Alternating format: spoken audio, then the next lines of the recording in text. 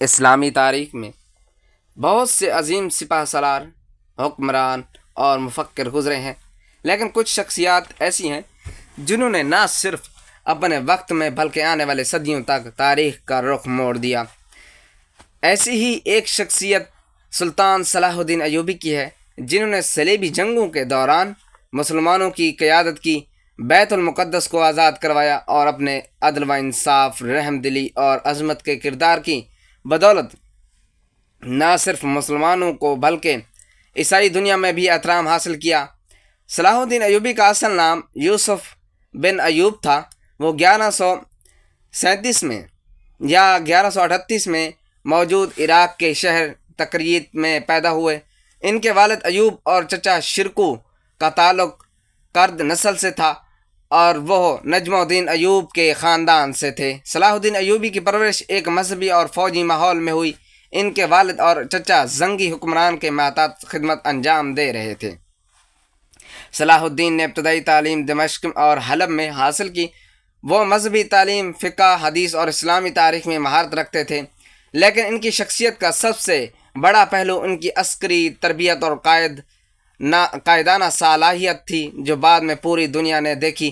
صلاح الدین نے اپنے چچا شرکو کے ساتھ مصر کی مہمات میں حصہ لیا، اس وقت مصر فاطمی خلافت کے تحت تھا اور اندرونی انتشار کا شکار تھا۔ 1169 میں شرکو کی وفات کے بعد صلاح الدین کو مصر کا وزیر اعظم بنایا گیا۔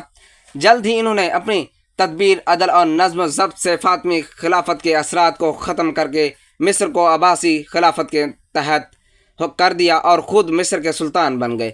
اسلامی تاریخ میں صلاح الدین ایوبی ایک ایسا درخشاں نام ہے جسے نہ صرف عسکری قیادت اور فتح بیت المقدس کے حوالے سے یاد کیا جاتا ہے، بلکہ ان کی دیانت، عدل اور رحم دلی اور اعلیٰ اخلاقی اقتدار بھی انہیں ممتاز کرتی ہے۔ ان کی زندگی کے مختلف پہلو پر مورخین نے تفصیل سے لکھا ہے، تاہم ان کی ذاتی زندگی، خصوصاً شادی کے معاملات، نسبتاً کم زیر بحث آئے ہیں۔ صلاح الدین کی شادی نہ صرف ایک خاندانی یا ذاتی معاملہ تھی، بلکہ اس میں سیاسی و سماجی پہلو بھی شامل تھے۔ اس مضمون میں ہم صلاح الدین کی ایوبی کی شادی کے پس منظر، ان کی شریک حیات کے بارے میں معلومات اور شادی کے دوران پیش آنے والے مشکلات پر تفصیل سے روشنی ڈالیں گے۔ صلاح الدین ایوبی کی شادی کا معاملہ خالصتاً ذاتی نہ تھا، بلکہ اس میں وقت کی سیاست اور اتحاد کا گہرا دخل تھا۔ اس وقت مسلمان سلطنتیں باہمی انتشار اور داخلی خلفشار کا شکار تھیں، اور صلاح الدین ایوبی کی کوشش تھی کہ مختلف طاقتور خاندانوں اور قبائل سے تعلق کو مستحکم کیا جائے۔ شادی کے ذریعے اتحاد پیدا کرنا اس دور میں ایک عام سیاسی حربہ تھا، جو کہ امن قائم کرنے اور دشمنوں کو دوستی میں بدلنے کا ذریعہ بنتا تھا۔ صلاح الدین ایوبی نے سب سے پہلی شادی نور الدین زنگی کے خاندان سے کی۔ مورخین کے مطابق ان کی بیوی اسما بنت شمس الدین محمد بن مادود تھی، جو زنگی خاندان سے تعلق رکھتی تھی۔ یہ شادی نور الدین زنگی کی وفات کے بعد ہوئی اور اس کا مقصد شام اور مصر کے درمیان سیاسی و عسکری اتحاد کو مستحکم کرنا۔ زنگی خاندان اس وقت ایک بڑا سیاسی اور عسکری اثر و رسوخ رکھتا تھا، اور اس خاندان سے رشتہ داری صلاح الدین کے لیے ایک مضبوط پشت پناہی تھی۔ صلاح الدین کی شادی کو بعض حلقوں کی جانب سے شدید مخالفت کا سامنا کرنا پڑا۔ نور الدین زنگی کی وفات کے بعد زنگی خاندان میں قیادت کے لیے رساکشی جاری تھی۔ بعض افراد نے صلاح الدین کو ایک غاصب کے طور پر دیکھا، کیونکہ وہ مصر اور بعد ازاں شام پر بھی قابض ہو گئے تھے۔ ان حالات میں زنگی خاندان کی کسی خاتون سے شادی کرنا بعض افراد کو خوشگوار نہ لگا اور اس رشتے کی مخالفت کی گئی۔ دو مذہبی مخالفت اور فاطمی اثرات۔ مصر میں جہاں صلاح الدین نے خلافت فاطمیہ کا خاتمہ کیا، وہاں کے کچھ شیعہ عناصر کو ان کے سنی حکومت سے شدید نفرت تھی۔ ان عناصر نے ان کی شادی کو بھی ایک سیاسی سازش کا رنگ دیا۔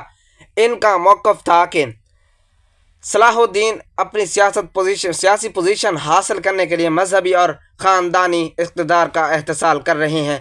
3 ذاتی مصروفیات اور جنگی حالات۔ صلاح الدین کی زندگی کا بڑا حصہ جنگوں، دفاعی منصوبہ بندی اور حکومتی معاملات میں گزرا۔ ان کی شادی کے وقت بھی حالات مکمل طور پر پرسکون نہ تھے۔ بیت المقدس کی فتح، صلیبی جنگوں اور اندرونی بغاوتوں نے انہیں ایک لمحہ بھی آرام نہ لینے دیا۔ ایسے میں شادی جیسا ذاتی معاملہ بھی کئی بار ثانوی حیثیت اختیار کر جاتا۔ ان کی شریک حیات کو بھی شاید وہ گھریلو سکون میسر نہ آیا جو عام شادیاں فراہم کرتی ہیں۔ خاندانی مخالفت اور قبائلی فخر۔ زنگی خاندان ایک خود مختار حیثیت کا حامل تھا اور اس خاندان کے کچھ افراد کو یہ گوار نہ تھا کہ ان کی کسی بیٹی کی شادی ایک ایسی شخص سے ہو جو پہلے ان کے ماتحت کے طور پر ابھرا اور پھر خود مختار حکمران بن گیا۔ اس طبقاتی تفاوت اور قبائلی فخر نے اس شادی کو مزید مشکل بنا دیا۔ صلاح الدین ایوبی کی ازدواجی زندگی کے بارے میں کتب تاریخ میں زیادہ تفصیل موجود نہیں، کیونکہ مورخین نے ان کی سیاسی اور عسکری زندگی کو زیادہ اہمیت دی۔ تاہم یہ بات واضح ہے کہ وہ ایک وفا شعار شوہر تھے اور اپنی شریک حیات کا احترام کرتے تھے۔ ان کی ازدواجی زندگی سادگی اور رواداری اور ذمہ داری سے عبارت تھی۔ ان کی اولاد میں کئی بیٹے اور بیٹیاں تھیں، جن میں سے کچھ نے بعد میں ایوبی سلطنت کے مختلف حصوں پر حکومت بھی کی۔ ان کا سب سے مشہور بیٹا الملک الافضل تھا، جو ان کے بعد دمشق کا حکمران بنا۔ خواتین کے ساتھ ان کا عمومی برتاؤ۔ صلاح الدین ایوبی نہ صرف اپنی بیوی بلکہ دیگر خواتین کے ساتھ بھی نہایت احترام، نرمی اور شرافت سے پیش آتے۔ انہوں نے صلیبی جنگوں کے دوران دشمن خواتین کے ساتھ بھی نرم برتاؤ کیا۔ مشہور واقعہ ہے کہ جب بیت المقدس فتح ہوا تو انہوں نے عیسائی عورت کو عزت و احترام سے شہر سے نکلنے دیا اور ان کی حفاظت کے احکامات جاری کیے۔ صلاح الدین ایوبی کی شادی صرف ایک ذاتی فیصلہ نہ تھا، بلکہ اس کے پیچھے سیاسی حکمت، عملی سماجی ضروریات اور خاندانی اتحاد کا عنصر موجود تھا۔ ان کی شادی نے وقتی طور پر کچھ سیاسی رنجشوں کو کم کیا اور انہیں ایک مضبوط حمایت فراہم کی۔ تاہم یہ بھی حقیقت ہے کہ اس شادی میں انہیں بہت سی رکاوٹیں، مخالفتیں اور دشواریوں کا سامنا کرنا پڑا۔ باوجود اس کے کہ انہوں نے اپنے خاندان کے ساتھ نہایت ذمہ داری سے نبھا کیا، اور صلاح الدین ایوبی کی شخصیت کا یہ پہلو ہمیں بتاتا ہے کہ ایک عظیم رہنما صرف میدان جنگ کا فاتح نہیں ہوتا، بلکہ وہ گھریلو، سماجی اور اخلاقی میدانوں میں بھی اعلیٰ مثال قائم کرتا ہے۔ ایوبی سلطنت کا قیام۔ صلاح الدین ایوبی نے مصر میں حکومت سنبھالنے کے بعد نظم و ضبط قائم کیا، عدالتی نظام بہتر کیا، تعلیم کو فروغ دیا اور فوجی طاقت کو منظم کیا۔ انہوں نے اپنے خاندان کو مختلف علاقوں میں حکومتیں دے کر ایک وسیع سلطنت کی بنیاد رکھی، جو بعد میں ایوبی سلطنت کہلائی۔ ان کی سلطنت میں مصر، شام، حجاز، یمن اور شمالی افریقہ کے کئی علاقے شامل تھے۔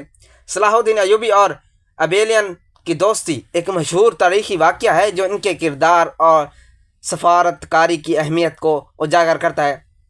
ابیلین، جس کا پورا نام بیلین آف ابیلن تھا، ایک اہم صلیبی رہنما تھا۔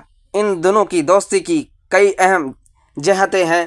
ابیلین، جس کا پورا نام بیلین آف ابیلین تھا، ایک معروف صلیبی سردار اور یروشلم کی سلطنت کا معزز رہنما تھا۔ ابتدائی تعلقات۔ صلاح الدین ایوبی اور بیلین کی ملاقات اور دوستی کی ابتدا صلیبی جنگوں کے دوران ہوئی۔ اس وقت یروشلم میں صلیبیوں کا غلبہ تھا اور مسلمان انہیں واپس لینے کی کوشش کر رہے تھے۔ 1187 میں صلاح الدین نے ہٹن کی جنگ میں صلیبیوں کو شکست دی اور یروشلم پر قبضہ کر لیا۔ جب صلاح الدین نے یروشلم کا محاصرہ کیا اور بیلین نے شہر کے دفاع کی قیادت کی، شہر کے گورنر کے طور پر بیلین نے اپنے عوام کو حفاظت کے لیے مذاکرات شروع کیے۔ صلاح الدین نے انسانی ہمدردی اور مظاہرہ کرتے ہوئے شہر کے شہریوں کو محفوظ راستہ دینے کی پیشکش کی، بشرطیہ وہ شہر کو پرامن طریقے سے حوالے کر دیں۔ بیلین اور صلاح الدین کے درمیان مذاکرات نے دونوں رہنماؤں کی سمجھداری اور انسانیت کو ظاہر کیا۔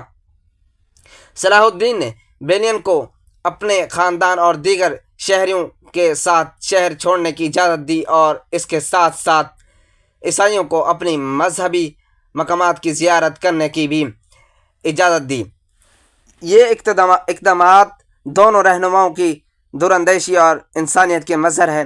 صلاح الدین اور بیلین کی دوستی اس دور کی سفارتکاری اور جنگی اخلاقیات کی عکاس ہے۔ ان کی ملاقاتوں نے مسلمان اور عیسائیوں کے درمیان باہمی احترام اور انسانیت کے اصولوں کو فروغ دیا۔ ان کی دوستی نے ثابت کیا کہ جنگ کے دوران بھی انسانی قدروں کو فراموش نہیں کیا جا سکتا۔ صلاح الدین ایوبی اور بیلین آف ابیلین کی دوستی تاریخ میں ایک مثال ہے کہ کس طرح مختلف مذاہب اور ثقافتوں کے لوگ مشترکہ احترام اور انسانیت کی بنیاد پر ایک دوسرے کے ساتھ تعاون کر سکتے ہیں۔ یہ دوستی اس بات کی نشانی ہے کہ امن اور انسانی ہمدردی جنگ کے دوران بھی ممکن ہے، اور یہی سبق آج کی دنیا کے لیے بھی نہایت اہم ہے۔ صلیبی جنگیں اور بیت المقدس کی آزادی۔ صلاح الدین ایوبی کی سب سے نمایاں کامیابی صلیبی جنگوں میں ان کی قیادت اور بیت المقدس کی فتح۔ 1187 میں حطین کے معرکے میں انہوں نے صلیبی کو شکست دے کر فیصلہ کن برتری حاصل کی۔ اس جنگ میں صلیبیوں کے بڑے بڑے سردار گرفتار ہوئے اور ان کی فوج کا بڑا حصہ تباہ ہوا۔ اس کے بعد صلاح الدین نے کئی قلعے فتح کیے اور آخر کار بیت المقدس کو فتح کیا۔ بیت المقدس کی فتح 1187 بیت المقدس کی فتح 2 اکتوبر 1187 کو عمل میں آئی۔ اس موقع پر صلاح الدین کا کردار انتہائی رحم دل، عدل، انصاف پر مبنی تھا۔ انہوں نے شہر کے عیسائی باشندوں کو امان دی، ان کی مقدس مقامات کا احترام کیا اور عام شہریوں کو اجازت دی کہ وہ فدیہ دے کر آزاد ہو جائیں۔ اور یہ وہ وقت تھا جب صلیبیوں نے 1099 میں بیت المقدس پر قبضے کے وقت ہزاروں مسلمان کو بے دردی سے قتل کیا تھا، مگر صلاح الدین نے اس کا بدلہ لینے کی بجائے اسلامی تعلیمات کے مطابق امن قائم کیا۔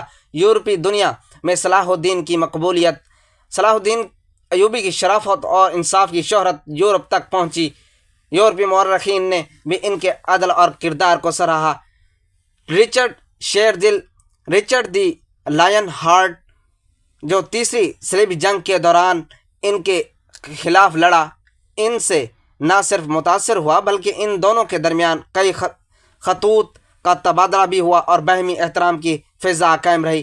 تیسری صلیبی جنگ صلاح الدین کی بیت المقدس کی فتح کے بعد شروع ہوئی۔ یورپ سے 3 بڑے حکمران، رچرڈ شیردل انگلینڈ، فلپ دوم فرانس اور فریڈرک باربروس روم، اپنی فوج کے ساتھ مشرق کی طرف روانہ ہوئے۔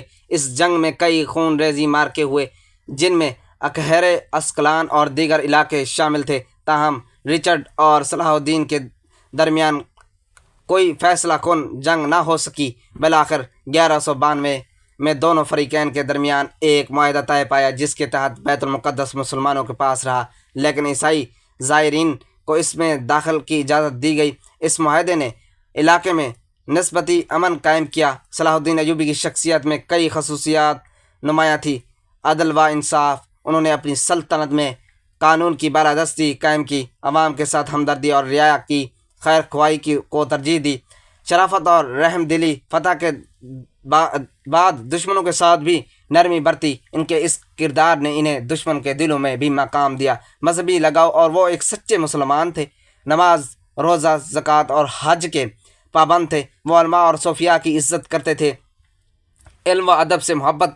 انہوں نے کئی مدارس اور مساجد کی بنیاد رکھی، علمی ترقی کے لیے علماء کی سرپرستی کی۔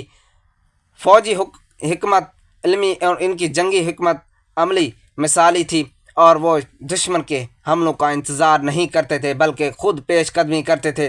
صلاح الدین ایوبی 4 مارچ 1193 کو دمشق میں وفات پا گئے۔ ان کی وفات کے بعد تمام عالم اسلام میں غم کی لہر دوڑ گئی، اور ان کا مقبرہ دمشق میں واقع ہے اور آج بھی زائرین اسے دیکھنے آتے ہیں۔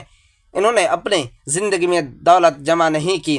وفات کے وقت ان کے پاس نہ کوئی بڑی جاگیر تھی، نہ ہی سونے چاندی کے خزانے۔ ان کی سادہ زندگی اور ایثار نے انہیں حقیقی معنوں میں سلطان عظیم بنا دیا۔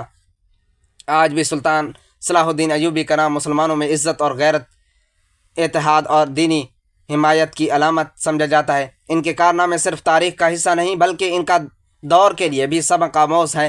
ان کی زندگی ہمیں بتاتی ہے کہ قیادت صرف جنگ جیتنے سے نہیں بلکہ عدل، اخلاق اور انسانیت کے اصولوں پر چل کر حاصل کی جا سکتی ہے۔ صلاح الدین ایوبی صرف ایک فوجی جنرل یا سلطان نہیں تھے، وہ ایک رہنما، مسلح، عالم اور انسان دوست شخصیت تھے۔ ان کی قیادت میں مسلمانوں نے نہ صرف یہ سیاسی فتح حاصل کی بلکہ اخلاقی برتری بھی قائم کی۔ آج جب امت مسلمہ قیادت، اتحاد اور انصاف کی متلاشی ہے تو صلاح الدین ایوبی کی زندگی مثالی نمونہ بن کر ہمارے سامنے موجود ہے۔ ہمیں ان کے نقش قدم پر چلتے ہوئے عدل، محبت اور اتحاد کی رہنما راہ اپنانی چاہیے تاکہ دنیا میں ایک بار پھر امن و انصاف کا بول بالا ہو۔